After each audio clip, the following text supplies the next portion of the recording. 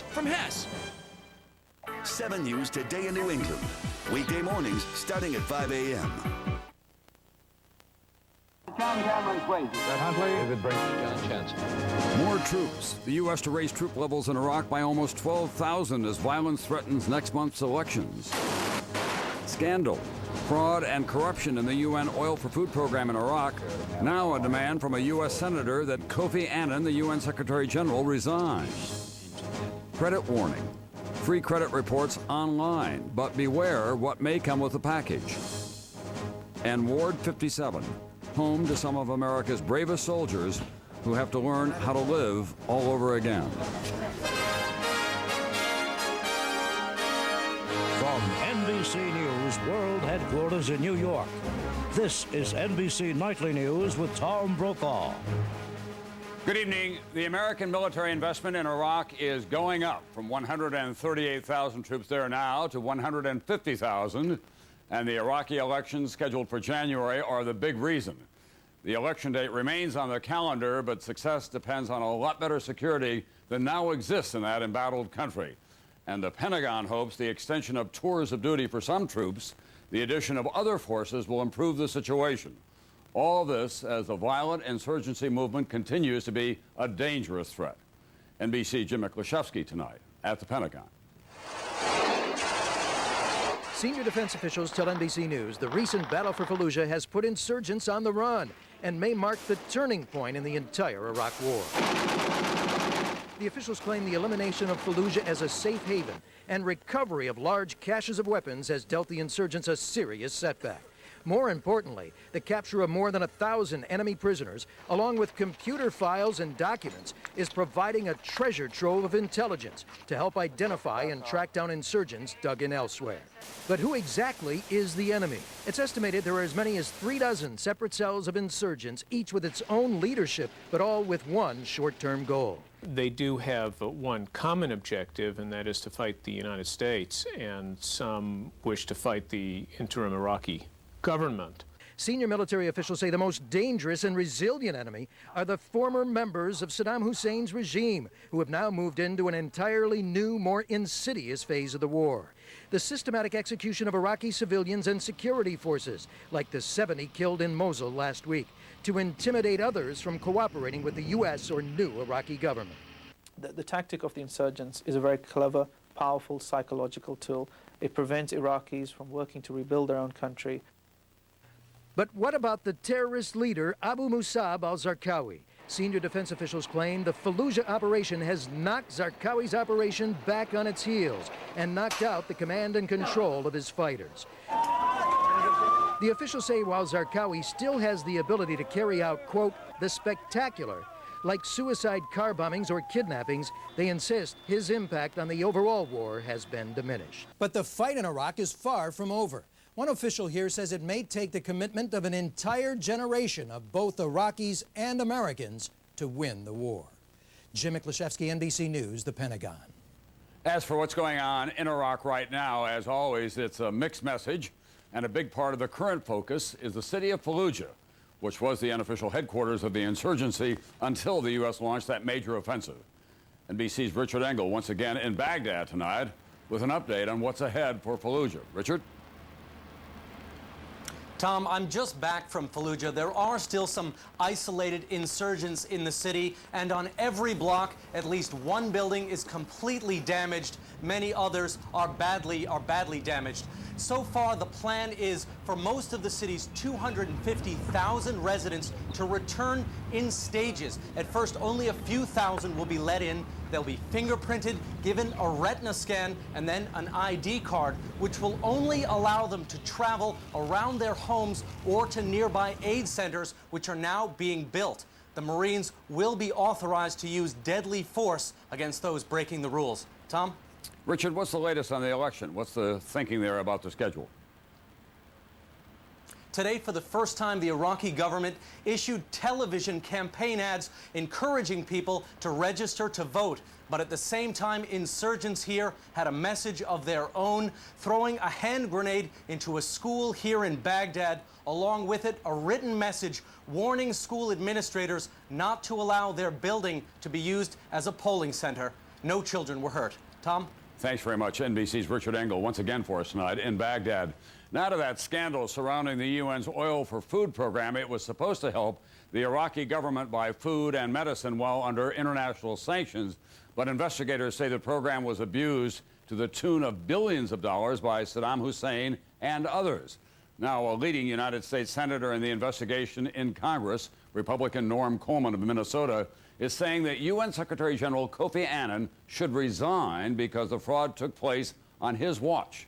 More on this story tonight from NBC's Andrea Mitchell.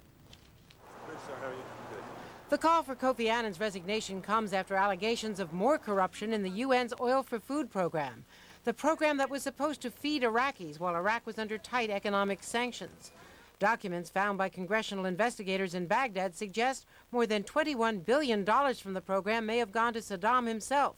And now new charges that Kofi's son Kojo Annan was being paid and getting health benefits until this past June from a Swiss company being investigated for abuses in the program, all while his father was in charge at the UN. If the UN is to have any credibility, Kofi Annan has to step down, allow greater transparency. Annan asked former Federal Reserve Chairman Paul Volcker to investigate the charges, but Volcker has no subpoena power to get people to talk.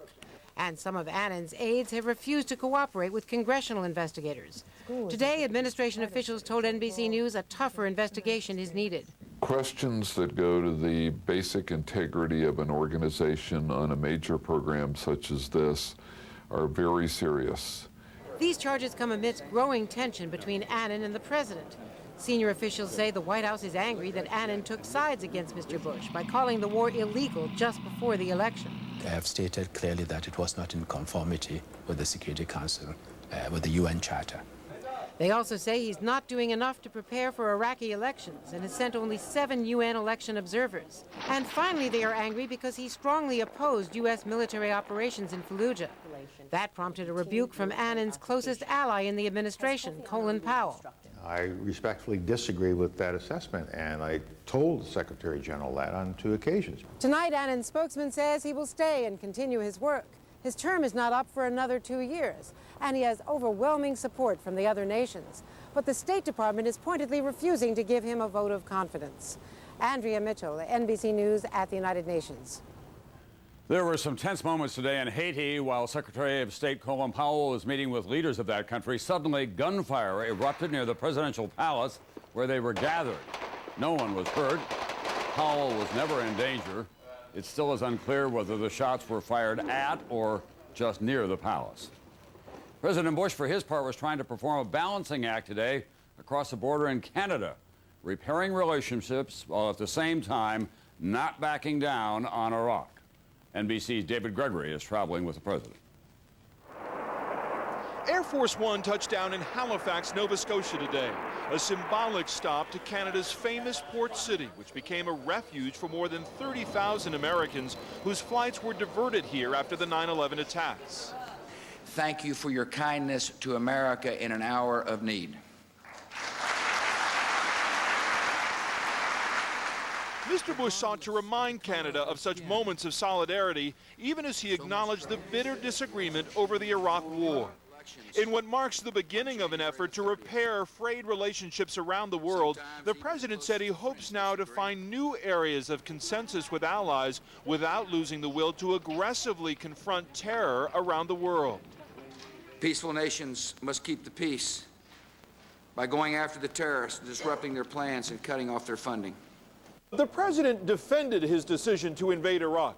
Coming here to Pier 21, where Canadian troops were launched to fight Germany during World War II, he reminded his critics that Canada made an early and important decision to confront Hitler in order to prevent the war from reaching its shores. World War II's lessons, the president argued to a mostly subdued audience here, are vitally important today. If 20 years from now the Middle East is dominated by dictators and mullahs who build weapons of mass destruction and harbor terrorists, our children and our grandchildren will live in a nightmare world of danger. Critics will see Mr. Bush's ardent defense of preemptive action as a sign that little will change in a second Bush term, despite his talk of reaching out. The president, speaking of Canada, summed up the diplomatic difficulties he's still trying to overcome, saying he realizes it's not always easy to sleep next to the elephant. David Gregory, NBC News, Halifax, Nova Scotia. Meanwhile, overseas in Ukraine today, anti-government demonstrators finally had something to celebrate. The parliament voted to disband the government of the candidate who has been declared the winner of the disputed presidential election. Although the vote is largely symbolic, afterwards the opposition leader, who claims the election was rigged, agreed to withdraw his supporters from blocking government offices. Here at home on Wall Street today, some strong economic numbers from the manufacturing sector and a big drop in oil prices helped fuel a big rally. The Dow at the end of the day was up more than 162 points. NASDAQ gained more than 41 points on the day. Up next, NBC News in depth tonight. The first day for consumers to access credit reports online. Free. But there are strings attached. What you need to know. Marie Callender was like a lot of grandmas, and nobody has ever indulged us like Grandma. A cookie before dinner, the extra scoop, even a fort in the living room was just fine. And Marie Callender's also believes in a little indulgence, so we never cut corners. Like our chicken pot pie. It has a flaky crust made from scratch that's filled with tender chicken and crisp vegetables. Marie Callender's chicken pot pies. Sit down, eat, enjoy. Thinking makeover? Start at the top with Excellence Cream from L'Oreal. Absolutely beautiful color that's hassle-free. So creamy rich it doesn't drip. Nothing protects better and nothing covers grays better. Triple Protection Excellence Cream from L'Oreal Paris. In the morning, colds can be draining. So wake up to non-drowsy Alka-Seltzer Plus. With a burst of effervescence, it's instantly ready to break up your worst cold symptoms fast. So you're not just relieved, you feel revived. Non-drowsy Alka-Seltzer Plus.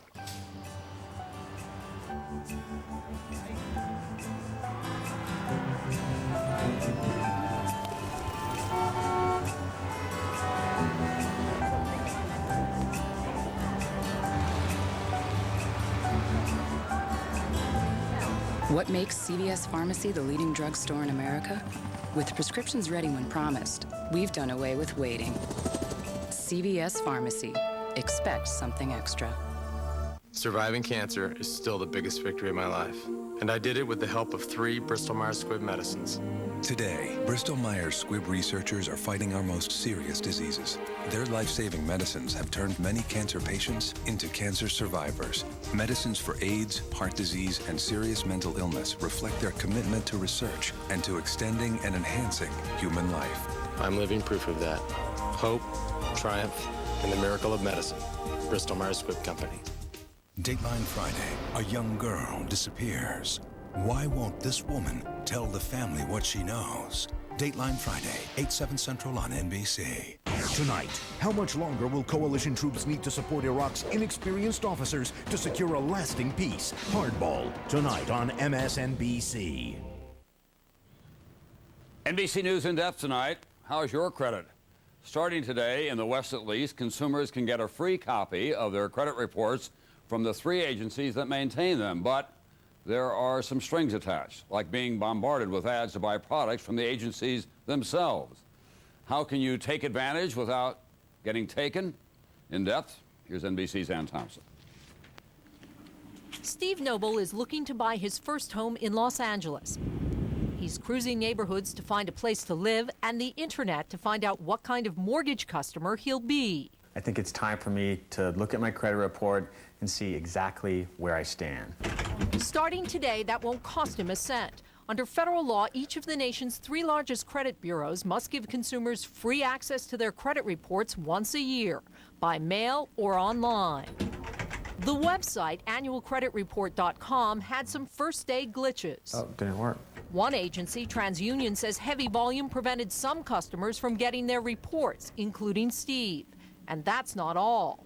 Consumer advocates are up in arms about ads on the site selling credit scores and credit monitoring services. We don't think that consumers should have to be bombarded with advertisements for unnecessary products to take advantage of an important right Congress gave them. But Robin Holland of Equifax says her company is just offering consumers options. If they don't want to take advantage of any offers, they pretty much can move through that site very quickly, get that free report, and be on their way. Today, the service begins in the West. Then every 3 months, the Midwest, South, and Northeast, in that order, will be added. But ironically, what's meant to help consumers detect identity theft may make them vulnerable to a scam called phishing, where internet thieves pose as legitimate businesses to get your personal financial information. The only way to get the free credit report is to ask for it. If you receive an advertisement or an email that suggests that you go to the website to get your free report, it's not from the official website and you should ignore it. For house hunter Steve Noble, he'll keep trying, anxious to use what he says will be a valuable tool to become a homeowner. Ann Thompson, NBC News, New York. And we have some news from the Census Bureau tonight that shows if you're still in your 30s and still single, you've got lots of company.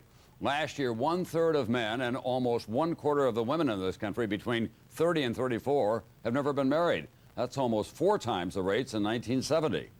What are people doing instead of getting married? Well, they're getting educated, they're working on their careers, and they're living together without saying, I do. Still ahead tonight, some thoughts on what I've learned in this chair and on the road. And up next, a special story, a visit to Walter Reed Medical Center, where brave young Americans are dealing with injuries with grace and courage.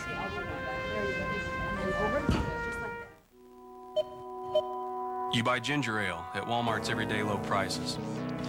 It arrived on a Walmart truck and traveled over 140 miles from a Walmart distribution center, where it was processed by over 1,000 Walmart associates and moved over 10 miles of conveyor, with over 230,000 cases that same day. Why send ginger ale through one of the most efficient distribution systems ever conceived? To keep prices low for you, and we're all proud to be a part of it.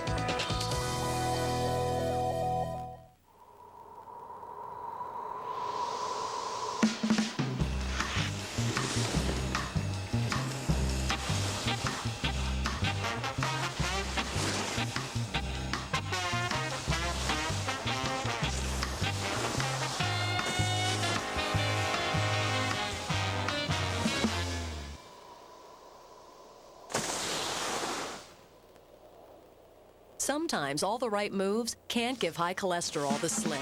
If you're at risk and diet and exercise aren't enough, adding Lipitor can help lower your bad cholesterol 39 to 60%. And Lipitor has proven benefits for your heart.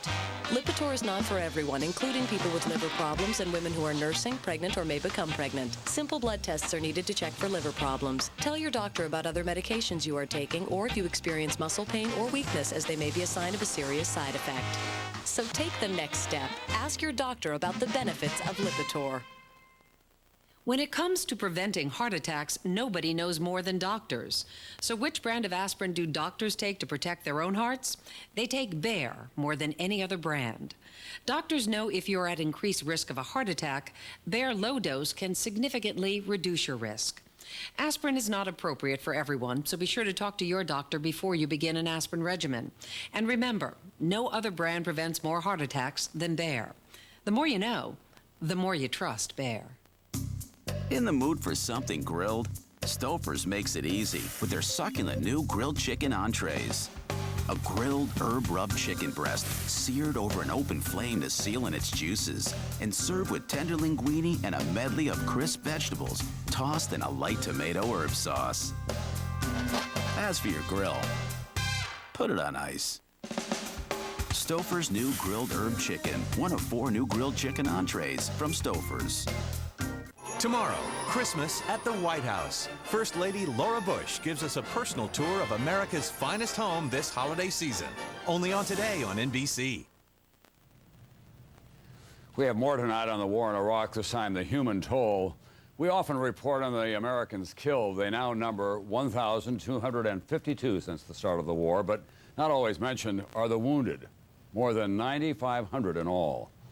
About a year ago, NBC's Brian Williams met some of them at Walter Reed Army Medical Center in Washington. This week, Brian went back to meet more of America's gravely wounded, who are in many ways learning how to live all over again. Sergeant Carla Best is the face of determination. Yeah. Look, I'm standing on my leg. These are her first steps since her leg was shredded by a roadside bomb in Baghdad over 1 month ago. Okay. This is Ward 57. It's where amputees get treated at Walter Reed, where some of the best doctors in the world put some of America's bravest soldiers It's not as bad. back together. I have seen miracles out here. Jim Mayer is not able to stand on his own 2 feet. They are replacements. Both his legs were blown off by a landmine in Vietnam in 1969. He was operated on here. Hi, Jeff. And now comes back to Walter Reed to counsel the young, grievously wounded veterans. Extremely difficult to communicate. Yeah, it is difficult. But I tell you, what I've learned from experience is they want to know how you're doing. What do you get out of it? Personal sense of reward I can't describe.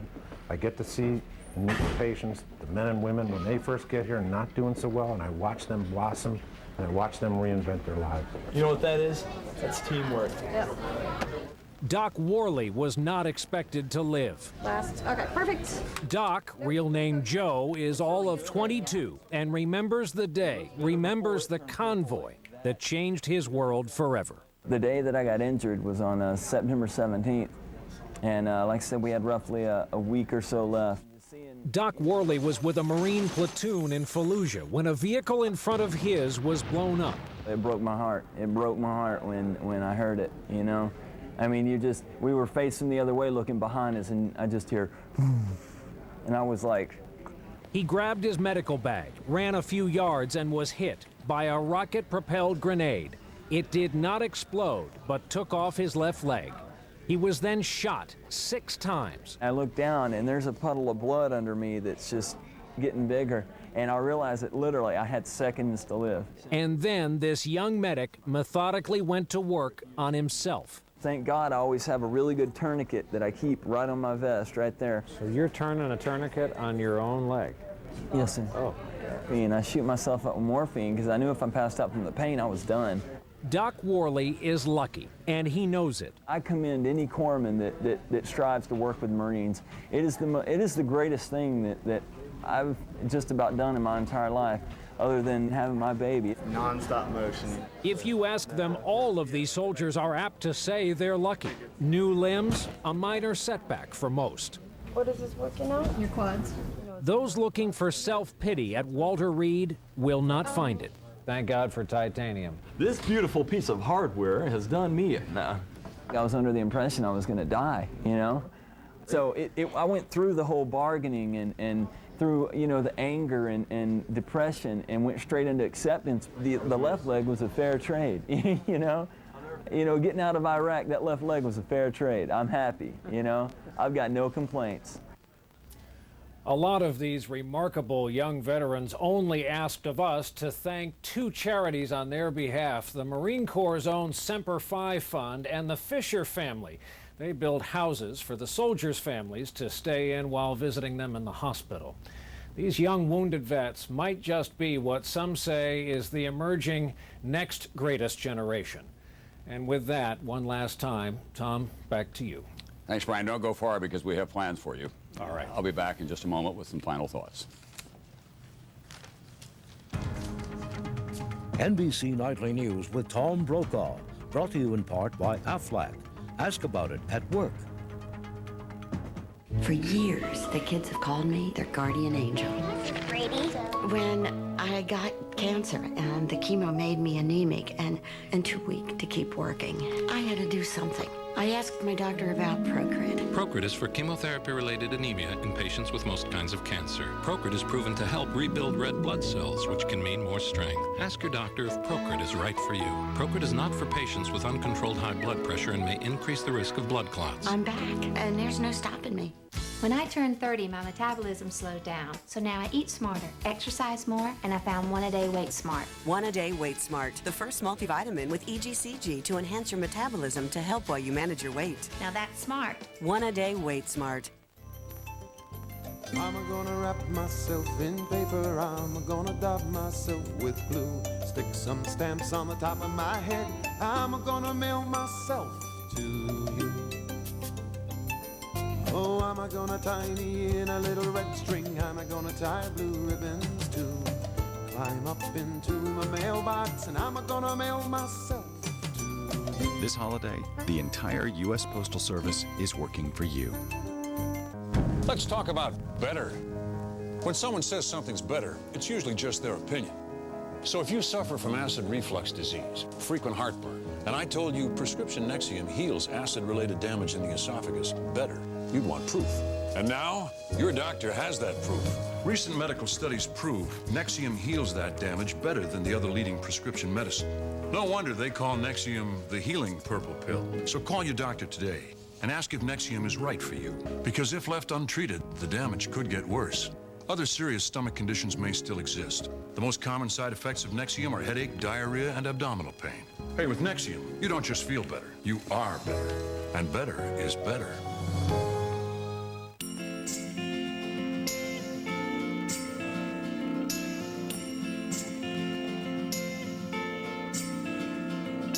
Just how far can $30 go? If it's a gift from LL Bean, miles and miles. Even years and years. Only LL Bean can bring you gifts this well made for $30 or less. Because the best values come direct from Freeport, Maine. Call or shop llbean.com. Red Sox hero, Major League heartthrob. Think you know Johnny Damon? But we're tough. Only 7 gets you up close and very personal. Wendy Nix takes you inside his Florida home for A Date with Damon. Tonight at 11. Your morning's not complete without Pete. Weekday mornings on 7 News Today in New England. Well, the time is here. We've been through a lot together, through dark days and nights and seasons of hope and joy. Whatever the story, I had only one objective, to get it right. When I failed, it was personally painful, and there was no greater urgency than course correction. On those occasions, I was grateful for your forbearance and always mindful that your patience and attention didn't come with a lifetime warranty. I was not alone here, of course. I am simply the most conspicuous part of a large, thoroughly dedicated and professional staff that extends from just beyond these cameras across the country and around the world, in too many instances in places of grave danger and personal hardship, and their family to me. What have I learned here? More than we have time to recount this evening, but the enduring lessons through the decades are these. It's not the questions that get us in trouble, it's the answers. And just as important, no one person has all the answers. Just ask a member of the generation that I came to know well, the men and women who came of age in the Great Depression, who at great personal sacrifice saved the world in World War II and returned home to dedicate their lives to improving the nation they had already served so nobly. They weren't perfect, no generation is, but this one left a large and vital legacy of common effort to find common ground here and abroad in which to solve our most vexing problems. They did not give up their personal beliefs and greatest passions, but they never stopped learning from each other, and most of all, they did not give up on the idea that we're all in this together. We still are, and it is in that spirit that I say thanks for all that I have learned from you. That's been my richest reward. That's Nightly News for this Wednesday night. I'm Tom Brokaw. You'll see Brian Williams here tomorrow night, and I'll see you along the way.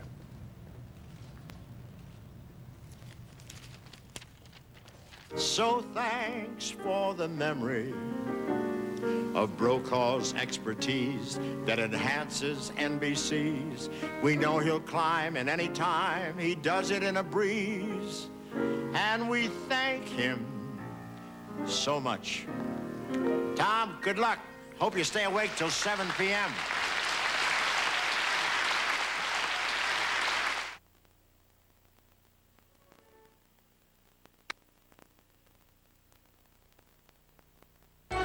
Nightly News is a presentation of NBC News. More Americans watch NBC News than any other news organization in the world. Audiences are raving about a great season of West Wing. I want you to run my campaign. Tonight, allies plot revenge. It's time to start leading. As the president under siege More lies and empty promises. drops the